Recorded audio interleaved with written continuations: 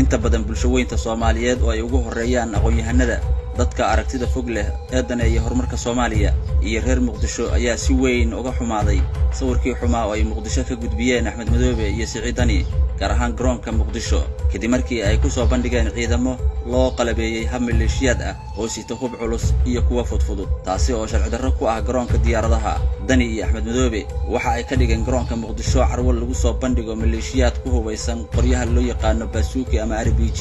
waxa kale oo isweydiin mudan Axmed Madoobe iyo Dani haddii ay dalbadeen inay degaan xayntaabka Xalane oo ay ku nabadgeliyaan halkaasi oo ay gacanta ku hayaan ciidamada AMISOM waa maxay sababta ku kaliftay inay ciidamo kala soo degaan garoonka diyaaradaha Muqdisho dawlad kasta oo dalka timaada waxa ay wajahdaa inay lugaha ku degaan shakhsiyaad wata danad dawladda shisheeye qaar waa iska aamusan yihiin qaarna dagaal ku jiraan oo qayb wax ka yihiin in lagu hadlahayo dawladda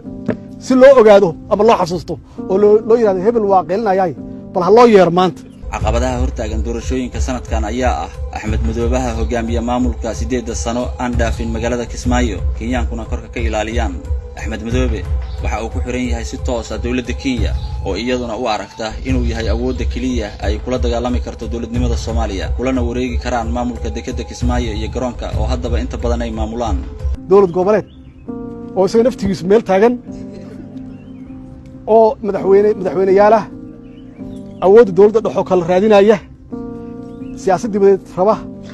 ciidan gaar ah raba inay sameystaan dastuur gaar ah leh marka iyaga naftigoodu haddii la isfahmi waayo waa meel lagu soo dhexmaro oo dawladaha shisheeye laga yaabi karo inay ku soo dhexmaraan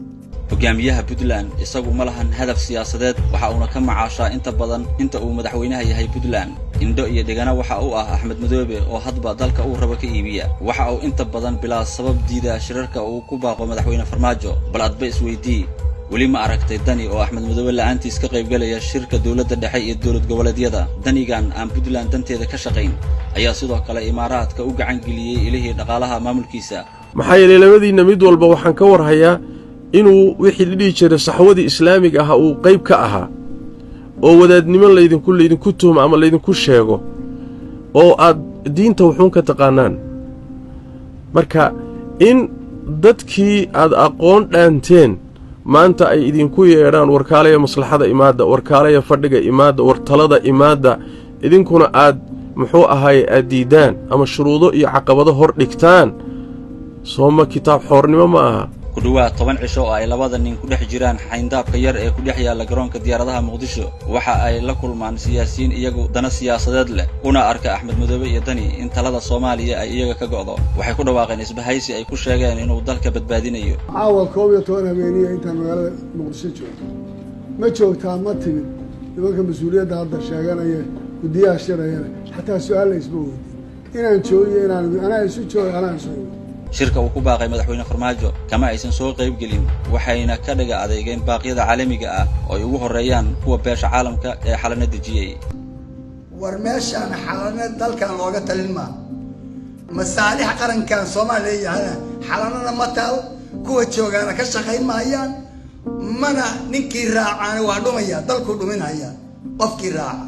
madaxweyne Farmaajo ayaa adduunka iyo shacabka Soomaaliyeed watusay in Axmed Madoobe iyo Dani yihiin caqabada ugu weyn ee hortaagan shirka lagu dhameystiri lahaa doorashooyinka dalka taasi waxa sidoo kale fahmi kara guud ahaan shacabka Soomaaliyeed iyo bulshada caalamka